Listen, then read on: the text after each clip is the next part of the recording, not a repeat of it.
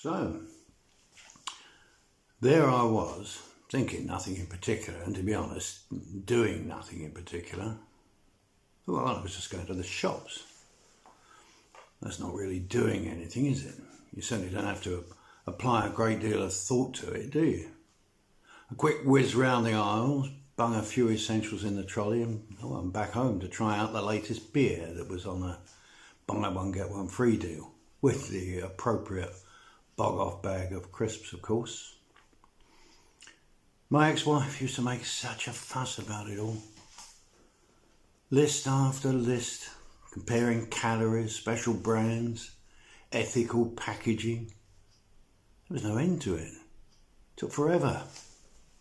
So yeah, I suppose that's women for you, isn't it?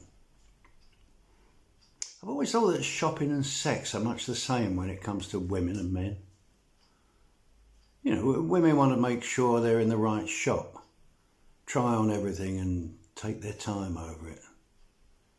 Whereas men, if we're honest, don't really care what shop they're in and just want to get in, get what they need and get out again. Anyway, I did the tour of the aisles, collected all the food and drink goodies. Nice beer, actually. Yeah, a new bitter from West Country Brewery. It was peasant's piss. No, it's not an opinion. That's what it was called, and the label was something else. Yeah, I know. How do they get away with names like that? Why do they have names like that? Anyway, you wouldn't think anyone would buy it, would you? With a name like that. Oh, I did though. Anyway, it was lucky I chose that particular bottle because I was wending my merry way to the checkout and I spied this little shop within a shop, you know, the pop-up stall thing where they give away samples of new stuff they want you to buy. Well, lo and behold, it's only the brewery from whence came my newly acquired peasant's piss bog-off bargain. Oh, I see you already know about us, she said. She being the lady on the stall flogging the beer, having obviously spotted my bog-off bargain bottles in the trolley.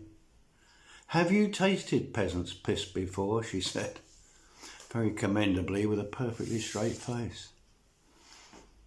Now, I did have a flashback to a couple of particularly drunken nights somewhere in Cornwall a good few years ago, but I refrained from any of the more obvious mucky responses. And in deference to her straight-faced professional demeanour, I just said, no, it was an offer, so I thought I'd try it. Oh, how boring was that? And the look on her face suggested that was exactly what she thought. Here's our latest, she said, holding up a bottle and thrusting it in my direction. It's called Monkey Nuts. I think you're probably ahead of me, but you do not want me to describe the label on that particular gem. It's a lighter beer than peasant's piss. It'll make a nice contrast. Would you like to try a drop? She said. Well, it would have been rude to say no, so I didn't. And I have to say, it wasn't half bad. Anyway, I was on a roll now, so I ventured to ask if she had any peasant's piss. And any open so that I could try it before I got to the checkout. She did. So I had a drop of that as well. Now, it must have been the sudden intake of alcohol mid-morning that brought on my next move. I suddenly heard myself saying, are you here often?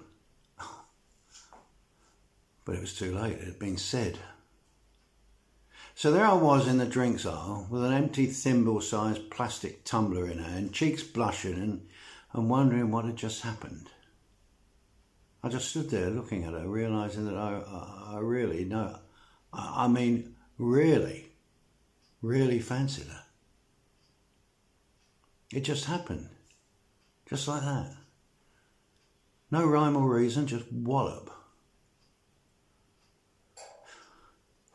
In those few seconds that I was virtually comatose in this Cupid's arrow turmoil of embarrassment and joy, she did offer an answer, telling me that she often works there.